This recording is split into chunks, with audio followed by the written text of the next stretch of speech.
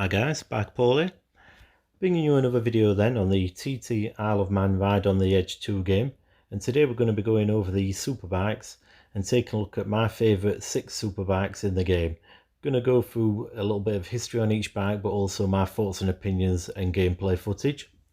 So first up is the 2017 Norton V4RR. This was ridden by John McGuinness.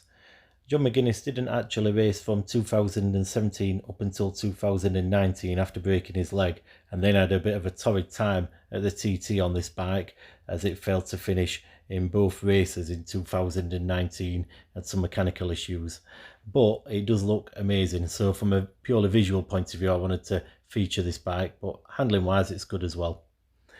Next up then is the 2019 Bmw S1000rr.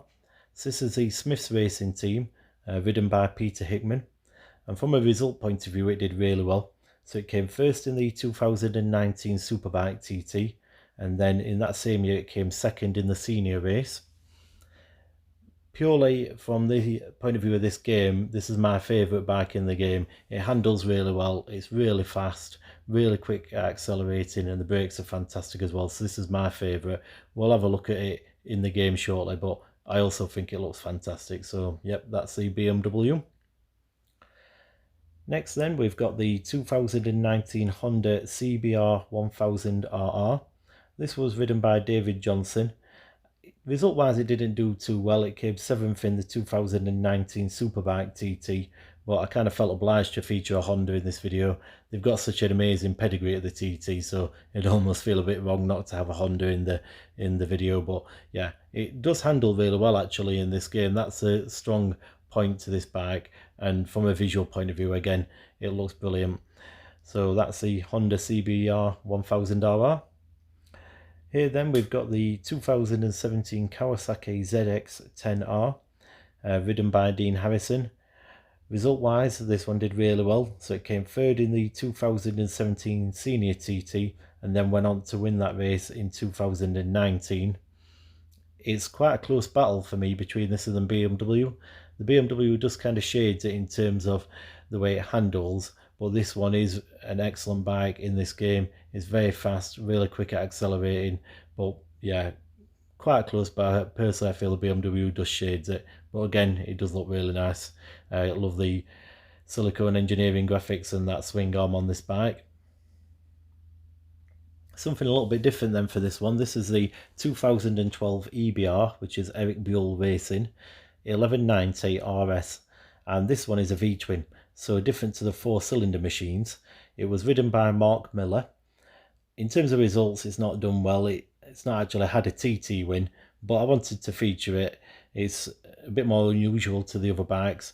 Also this fairing, it's got kind of like a prototype feel to it, and also again with it being a V-twin, something different to all the other 1000cc bikes in the game. So that's the 2012 EBR. And then finally we've got the 2015 Suter Max 500. So this is a 2-stroke 500cc, ridden by Ian Locker.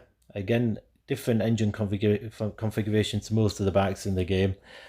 From a result point of view it's not done too well. It's not actually had any TT wins.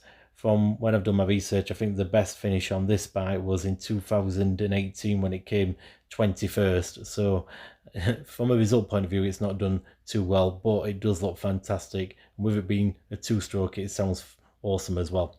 So on to the gameplay footage then. So this is the Norton V4RR. In the game it's actually very fast. It's one of the fastest bikes in this game. It's got a top speed of 205 mph.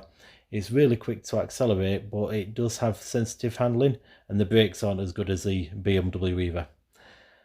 So this one is my favourite. This is the BMW S1000rr. It's just so easy to handle. It's super fast, really quick at accelerating, but once you've got used to the way that the bike's handling this game, I would say this is my favourite. It's just really stable, turns into the corners really well. Quite simplistic view from the cockpit, from the dash, nothing too fancy, but yeah, definitely my favourite. Really fast and really easy to ride within the game. Going on to the Honda then. So Nothing spectacular on this particular bike. It's not really the fastest, or it doesn't feel the fastest, also in terms of acceleration, but its strong point is definitely the handling. It's so easy to handle, this bike. I would definitely suggest, if you want to try doing a lap of the TT course on this game without coming off, to give this bike a go, because it's really, really good at handling. And onto the Kawasaki then. So quite close between this and the BMW. It just feels a little bit more sensitive in terms of its handling. When you're going into corners, it feels a little bit more twitchy or kind of sketchy on the rear wheel. It's not quite as stable, in my opinion, as a BMW, but it is very fast, and it does have good brakes as well. That's the Kawasaki. Onto the EBR 1190RS. So with it being a V-twin, it does feel a bit slower than the 4-cylinder machines, but it does look awesome in the cockpit view, which you'll see coming up here. So yeah, I love that bare aluminium kind of on the yoke there. So if you want to do a lap just to see from a cockpit point of view, I'd recommend that particular bike. And then finally, we've got the Suter. And the main appeal of this one is the sound. It sounds unbelievable, so it's worth just doing a lap on this machine just for the sound alone. But it is actually quite good at handling. It's really quick, very good at acceleration, and very fast. From a kind of cockpit point of view, it's not the best, but yeah, just do a lap on that bike just to hear it. It sounds awesome. And just a little bit of footage featuring the BMW then. So that's, like I said, my favourite. I do really like that bike. There are sometimes when it doesn't quite go to plan, as you'll see in this crash coming up. So I hope you've enjoyed the video, and please like and subscribe for more coming soon.